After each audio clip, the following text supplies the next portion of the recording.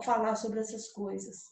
É como se fosse proibido falar disso de forma aberta, mas os olhos estavam lá, despejando tudo. São fortes essas coisas, né? Mas a minha mãe, ainda criança, em frente à porta da casa dela, e ela viu uma mulher mais velha, talvez nem tão velha, mas a minha mãe sempre falou sobre como ela ficou hipnotizada olhando para aquela mulher. Posso sentar? Claro. Ai.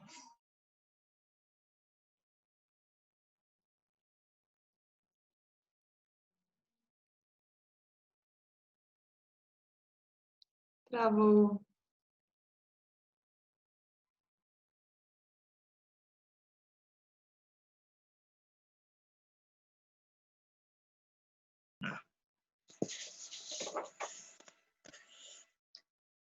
Eu achei que seria mais fácil em pé, mas eu fico meio perdida. Sim, minha mãe, ainda criança, hipnotizada com aquela mulher. Eu sempre tento imaginar como ela era. Acontece que ao longo desses anos eu fui criando essa mulher de várias formas, mas sempre do mesmo modo em alguns aspectos. Hipnótica, cativante, calada, olhos profundos. Mas cada vez que eu lembrava da história, de fato, ela assumia alguma forma. No fundo, essa mulher sempre foi uma espécie de heroína para mim. A mamãe dizia isso, sobre ela ter sido algo divino, sei lá, enviado para nós. Eu nunca vou entender, de fato. Mas naquele dia ela tinha fome. A minha mãe não sabia. A minha mãe chamava Dânia. Dânia. É estranho pronunciar o nome da mãe da gente, nomear aquela pessoa por algo que não seja mãe. As pessoas a chamaram a vida inteira de Lota.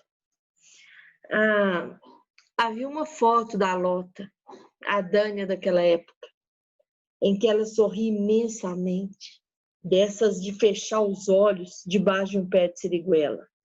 Ela tinha alguns frutos nas mãos e a boca escancarada. Foi essa mulher que plantou esse pé dias antes dessa foto, segundo minha mãe, a Dânia. Mas eu já estou me adiantando. Isso sempre acontece quando eu tento trazer essa história. É que eu me ponho ansiosa, eu vou adiando tudo dela, a chegada, depois o encontro, a revelação, a mágica.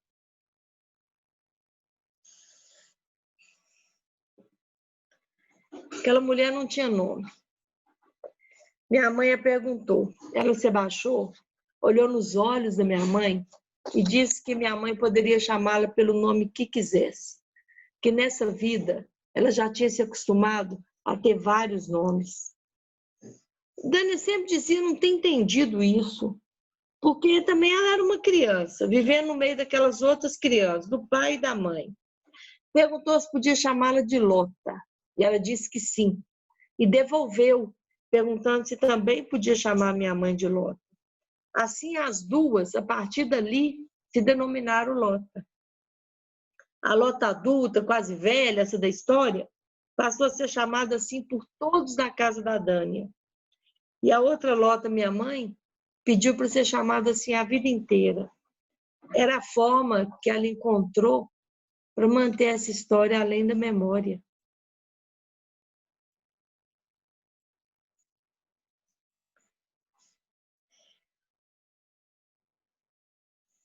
Quando a minha avó chegou, a Dânia já disparou a falar sobre a Lota. Minha avó confirmou com ela o nome, ao que ela disse que sim, que de fato se chamava Lota. E disse também que vagava há dias e queria um canto para repousar. Se fosse por umas horas, agradecia. Se fosse por uma noite, agradecia. E se fosse por uns dias, para ela aprumar o peito, recobrar as forças e tomar caminho, também agradecia. e que com o resto ela se virava. A sombra do meu avô era forte nesse momento, cobria todo o terreiro. Isso ninguém me contou, eu é que sabia.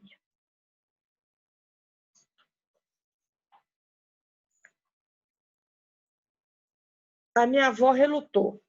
Sabia que a Lota seria um desagravo a ele. Mas a pequena, minha mãe, a Dânia, já grudava na perna daquela mulher, os olhos suplicando para que a deixassem os pais, para que a deixasse ficar. Ela temia o pai. Sabia que a mãe também. Mas algo a impelia para junto daquela mulher. E foi a Dânia que disse sobre o quadro dos fundos, que ficava na parte escura da casa, do lado de fora, no quintal, onde o sol não pegava. E o único parêntese da minha avó, que se chamava Raulina, foi que era o quarto das bagunças. Era das coisas que o pai da Dânia nunca consertava, das ferramentas quebradas. Era o quarto onde se despejava todas as coisas incertas e quebradas daquela casa. Tá grande. Acho que eu me perdi completamente na estrutura. Sim, mas eu vou pegar um café. Eu volto rápido. A falta de café me faz mal.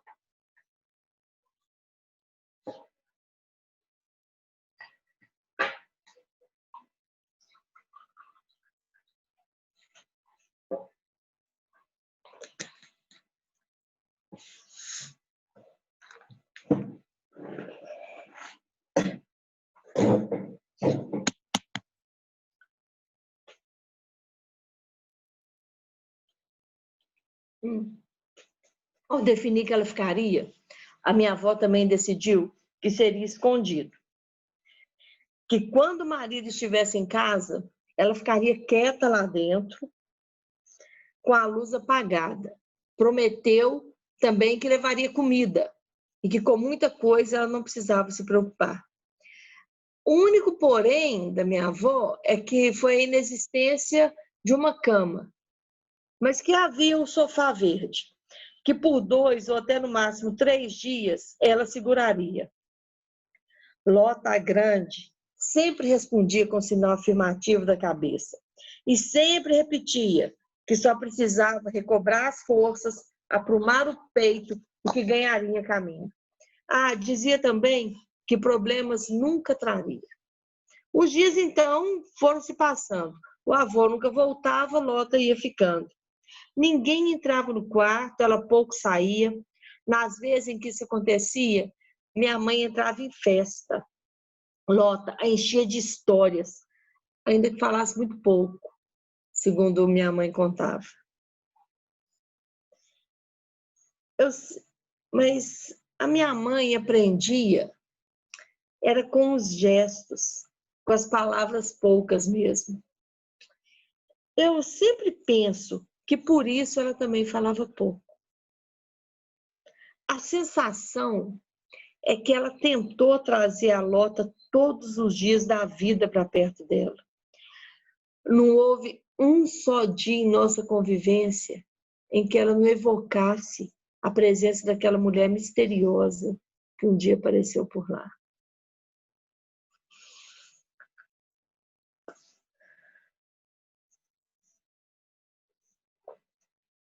O ponto é que aquela mulher foi transformando tudo naquela casa. As conversas dela com a minha avó, ninguém ouvia. Eram cochichos em lugares afastados, mas marcou feito ferro. Falou-se por muito tempo na mudança de Raulina de seu antenor, até que ela virou só Raulina, sem antenor, sem senhor. Ninguém nunca entendeu, mas Dânia sempre soube que foi a Lota. Os olhos de Raulina, segundo minha Lota, segundo a minha mãe, eles iam se transformando a cada uma dessas conversas. A Dânia, creio, sentiu um pouco de ciúme. Ela queria a Lota só para si, mas a Lota sabia se dividir. Ela ajudava na lida, ensinava coisas. E aqueles dias, eles iam se multiplicando em si mesmos. A Dani dizia que aqueles 11 dias pareciam ter sido um ano. Era como se o tempo tivesse ficado suspenso naqueles dias. Havia uma contagem dos dias, essa normal. Mas as coisas naquela casa, com a presença dela ali, aconteciam em ritmo próprio. A foto do pé de siriguela foi sempre usada para provar isso. A Lotinha contava a todos sobre o milagre da siriguela, sobre um pé ter nascido em 5 dias e dado fruta no cesto, dessas gostosas, saborosas, carnudas. O Adenor cortou o pé quando voltou. Ele queria se livrar do feitiço, como ele dizia, procurou com armas pela mulher. Foi a Erídice, a mais nova das irmãs da minha mãe, que contou.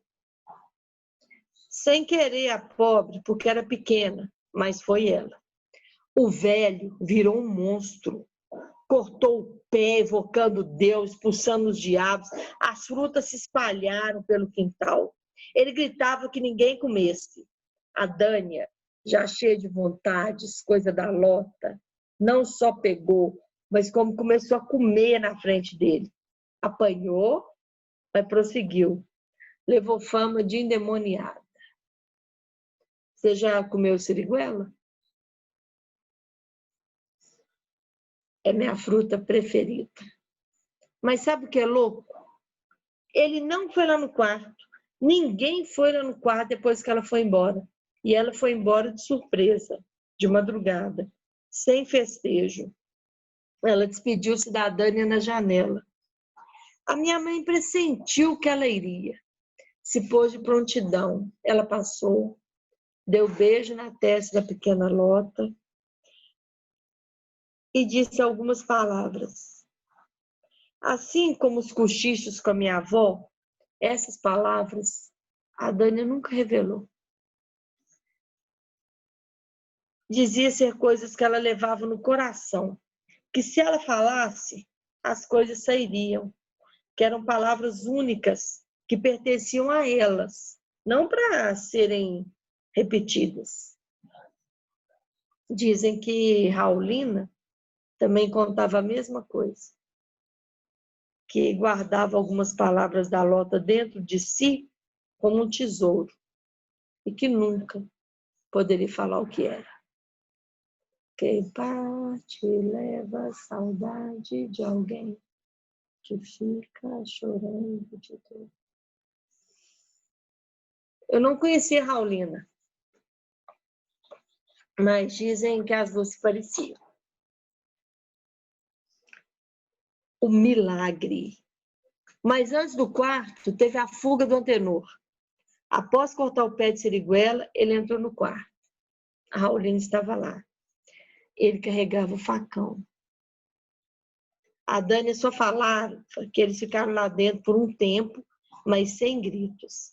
Depois ele saiu com algumas roupas no saco, despediu secamente das crianças e entrou no carro. Dizem que carregava uma perturbação no olhar que ninguém nunca tinha visto.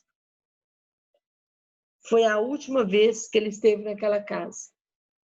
A partir daí, vi as crianças de vez em quando, em algum canto, pagando algo, ficando em silêncio. E foi nesse dia que elas foram ao quarto, ver se a Lota tinha deixado alguma pista, um rastro. Quando abriram lá, choraram. A Dânia sempre chorava quando chegava nessa parte. Não importava se já tivesse contado por centenas de vezes. A Lota, a quase velha, havia restaurado todas as coisas que estavam no quarto. Segundo minha mãe, as coisas estavam como se nunca tivessem sido estragadas. Ferramentas, eletrodomésticos, a televisão quebrada, que agora não era mais, o sofá verde. E tudo havia encontrado um lugar. Havia um brilho lá dentro que não era de nada, era do lugar.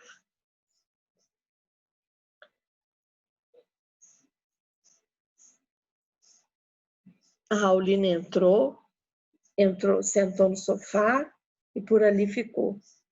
Diziam que dali em diante, todos os dias, ela entrava naquele lugar como num santuário, passava horas ali dentro.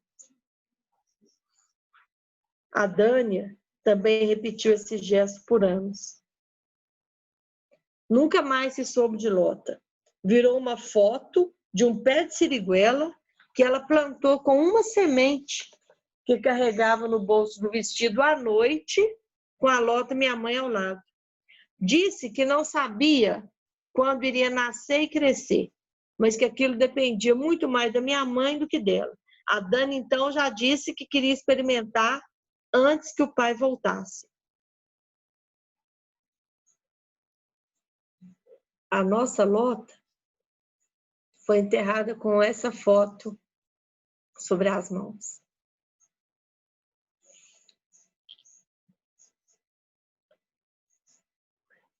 Eu demorei muito, me perdi.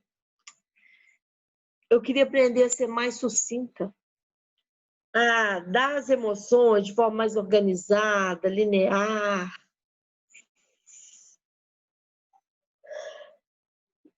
Não é isso.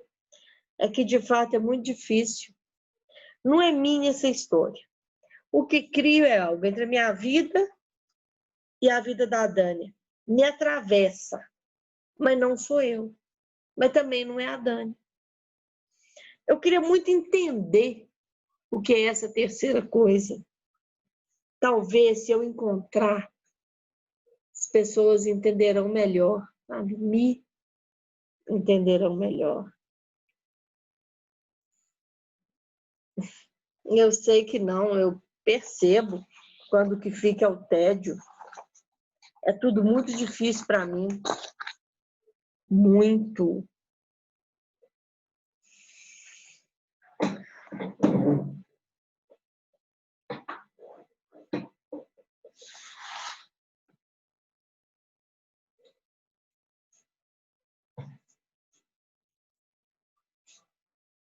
É difícil e dói. Eu morro toda vez que tento e percebo que ainda não é. Que o que salta sou eu ou o simulacro da Dani. E não é isso que eu quero, não.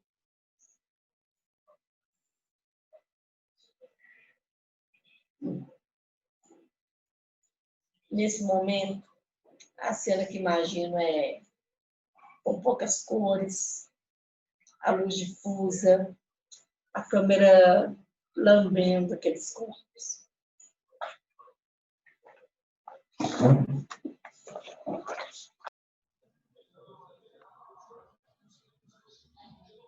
Através da tela de um computador, vemos a imagem de uma mulher. Ela está em pé, olha fixo para a câmera. Dista algo próximo a 2 metros de onde está o aparelho que a filma. Ela tem a respiração forte, mas não ofegante. O olhar traz um peso, como se estivesse sobrecarregada por tudo. Aproveita então para respirar.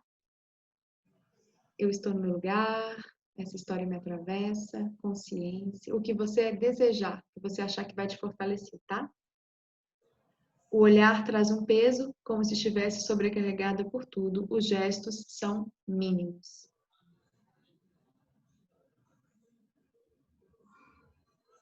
Nesse momento, a cena que eu imagino são com poucas cores, a luz difusa, a câmera lambendo aqueles corpos. A história é essa que eu vou trazer, ela não é minha. Eu até relutei em contá-la aqui, justo por isso. Mas, de certa forma, ela é minha também. Ela me atravessa.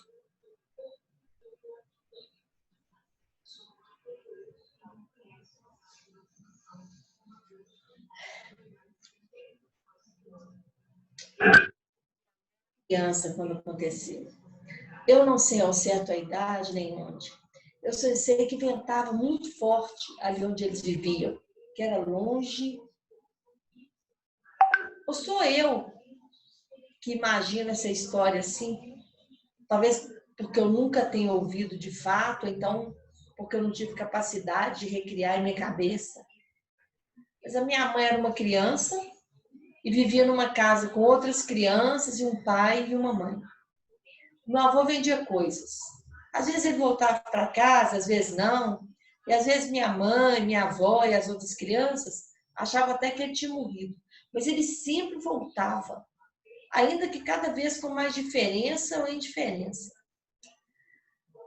A minha mãe nunca me falou, mas eu sempre senti a violência dele no silêncio dela ao contar sobre a infância. É como se fosse proibido falar disso de modo aberto, mas os olhos dela estavam lá despejando tudo. São fortes essas coisas, né? E por que você trouxe essa história?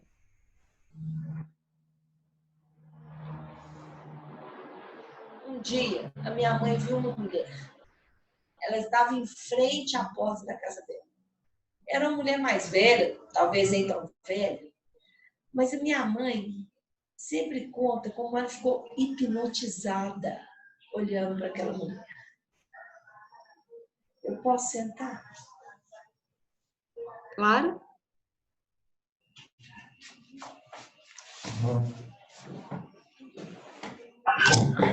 Eu pensei que fosse mais fácil em pé, mas eu fico bem perdida. Estava falando da mulher hipnotizada. Sim, minha mãe, ainda criança, hipnotizada com aquela mulher. Ao longo desses anos, eu sempre tentei imaginar como ela era. Mas acontece que cada vez que eu me lembrava da história de fato, essa mulher assumia formas diferentes. Então, eu fui criando essa mulher de diversas formas, mas sempre do mesmo modo em alguns aspectos. Hipnótica, cativante, calada, olhos profundos. A cada vez que eu contava essa história, essa mulher ia tomando uma forma diferente. É que eu acho que, no fundo, essa mulher sempre foi uma espécie de heroína para mim.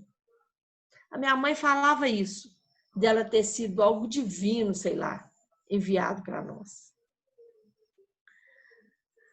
A minha mãe se chamava Dânia. E nesse dia, essa mulher tinha fome, mas a minha mãe não percebeu. Minha mãe chamava Dânia. Dânia. É estranho pronunciar o nome da mãe da gente, nomear por algo que não seja mãe.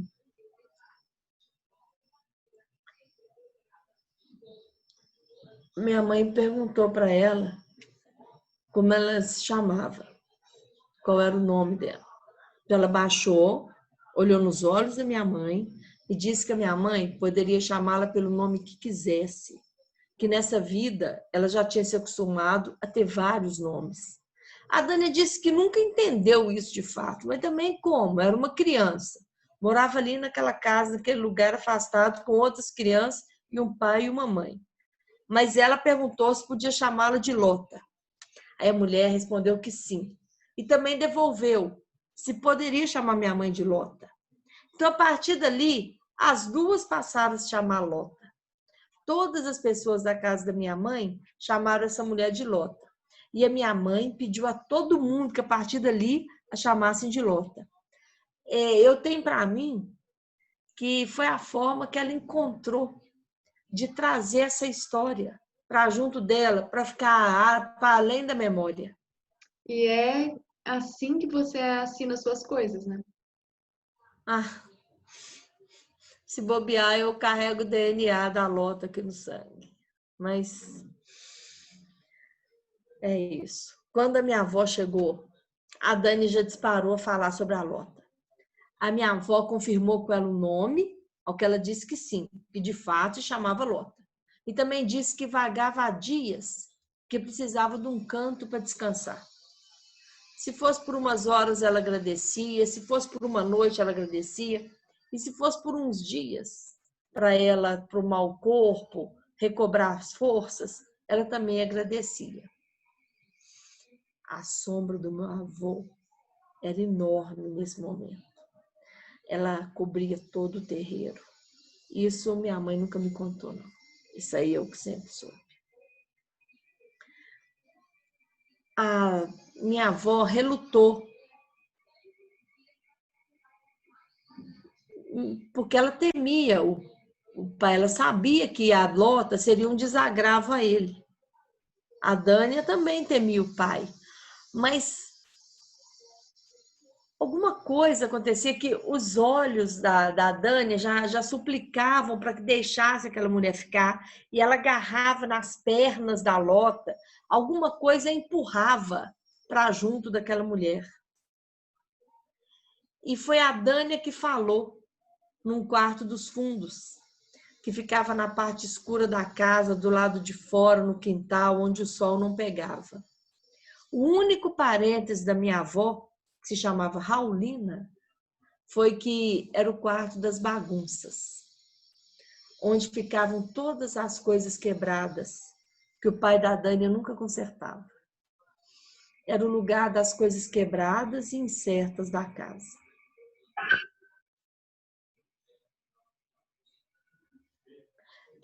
Mas ao definir que a Lota ficaria, a minha avó também definiu que seria escondido. Que quando o marido estivesse em casa, ela ficaria quieta lá dentro com luz apagada. Que levaria comida para ela, que com muito ela não ia precisar se preocupar. Também falou da impossibilidade de uma cama, mas que havia o sofá verde. A Lota sempre respondia com sinal afirmativo da cabeça, agradecia e repetia que só precisava de uns dias para recobrar as forças e retomar caminho. E a minha avó falou que por 2 dias, no máximo 3, ela seguraria. E os dias foram se passando. O meu avô nunca voltava, a Lota ia ficando. E ela saía pouco desse quarto. Mas nas poucas vezes que isso acontecia, a minha mãe entrava em festa. A Lota enchia de histórias, ainda que falasse muito pouco. Segundo a minha mãe me contava. Mas eu tenho para mim que a minha mãe aprendia era com os gestos, era com as palavras poucas mesmo. E eu também acho que é por isso que ela sempre falou pouco. Foi uma forma que ela encontrou para trazer essa mulher para junto dela. Olha, não teve um só dia em nossa convivência em que a minha mãe não evocasse a presença dessa mulher misteriosa que um dia apareceu por lá. E o fato é que essa mulher foi transformando tudo naquela casa. As conversas dela com a minha avó eram escondidas, a cochichos, ninguém ouvia. Mas a minha mãe falava que os olhos da minha avó saíam transformados a cada uma daquelas conversas. Falou-se muito tempo sobre as mudanças de Raulina de seu antenor, até que ela virou só Raulina, sem antenor, sem senhor. Ninguém nunca entendeu. Mas a minha mãe sempre soube que aquilo foi coisa da Lota. A Dani, eu acho que tinha um pouco de ciúmes. Ela queria a Lota só para si. Mas a Lota sabia se dividir. Ela ajudava na lida, ensinava coisas. E assim o tempo foi passando. A minha mãe falava que aqueles 11 dias pareciam ter sido um ano. É como se o tempo tivesse ficado suspenso naquela casa, enquanto aquela mulher estava lá. Havia contagem normal dos dias, mas naquela casa tudo assumiu um ritmo próprio, com a presença dela lá.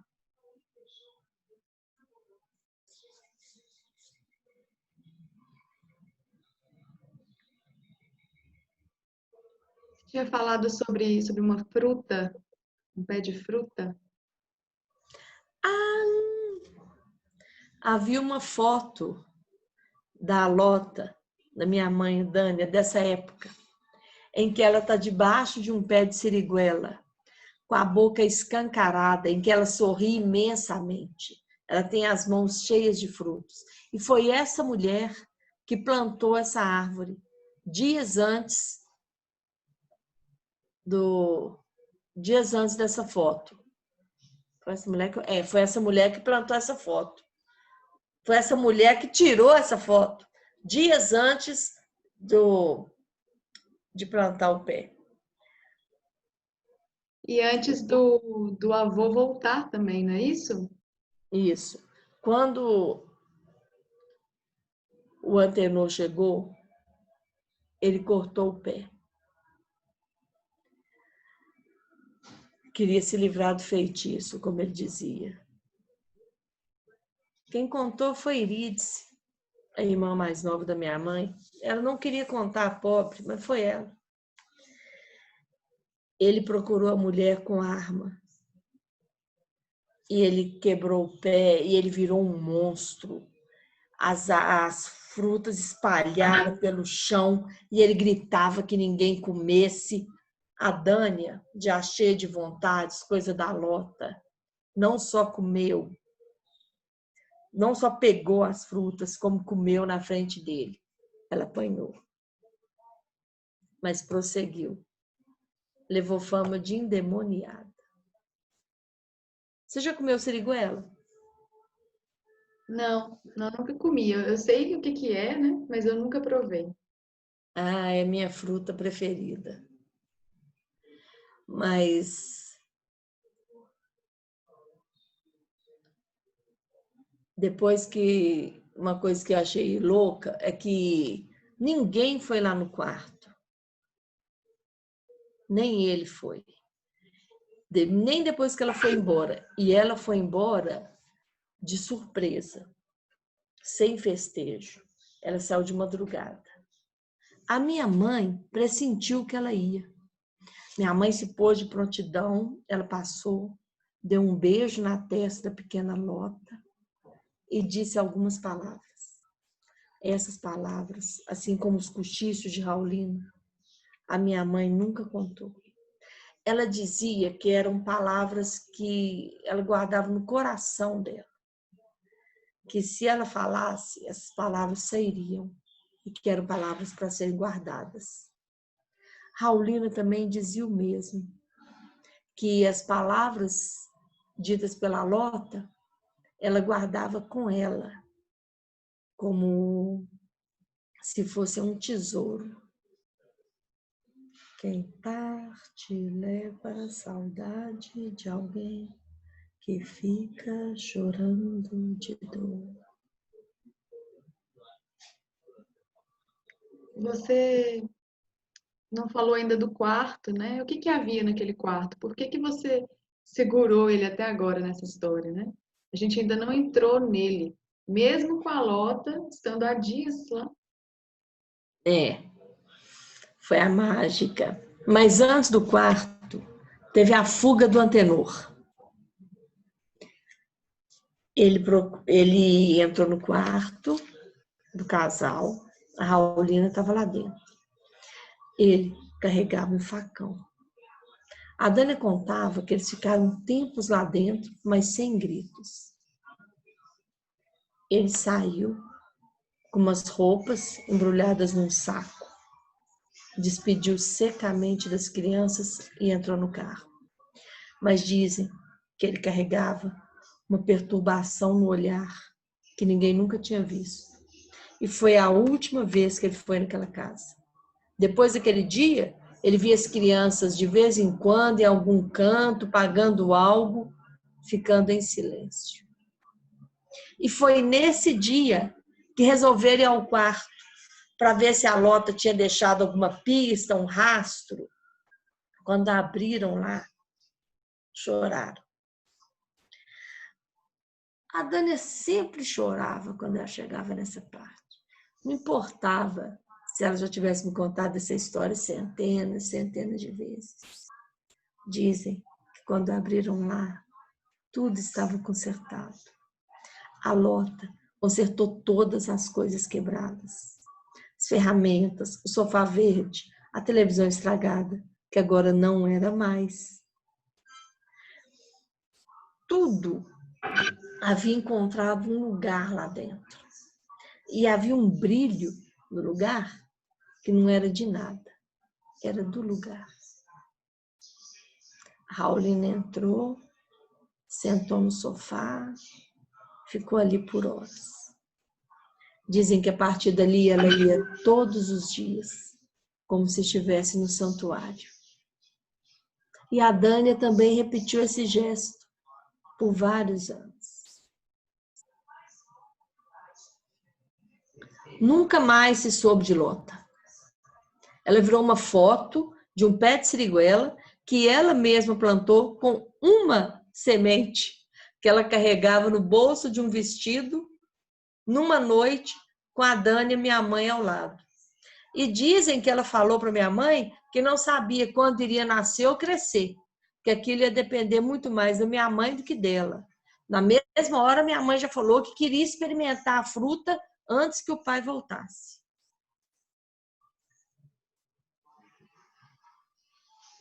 A nossa Lota foi enterrada com essa foto sobre as mãos.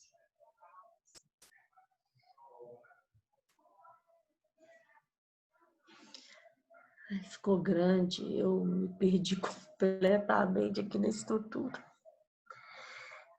Sabe, eu queria saber das emoções de forma mais sucinta, de forma mais organizada, linear.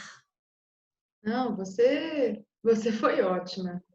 Isso aqui não é nenhuma competição de narrativas, fica tranquilo. Não, não. Eu sei que não, eu sei, eu percebo que quando que fica é o tédio. Ai, não é isso que eu quero, não.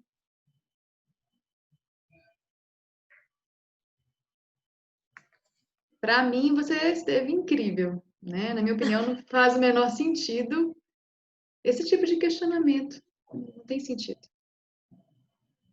Ai, não. É que é muito difícil para mim.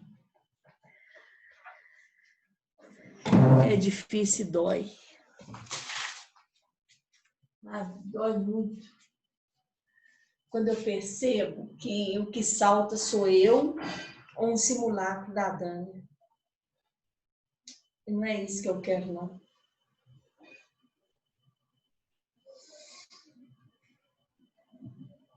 Mas você vai fazer o quê, então? Ah, nesse momento, nesse momento, vamos ver o que eu quero. A cena que eu imagino é com poucas cores, uma luz difusa, a câmera lambendo aqueles corpos.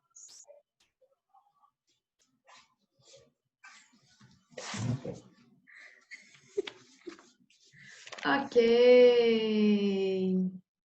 Deixa eu parar aqui. Prepara o seu deixa. Vou parar.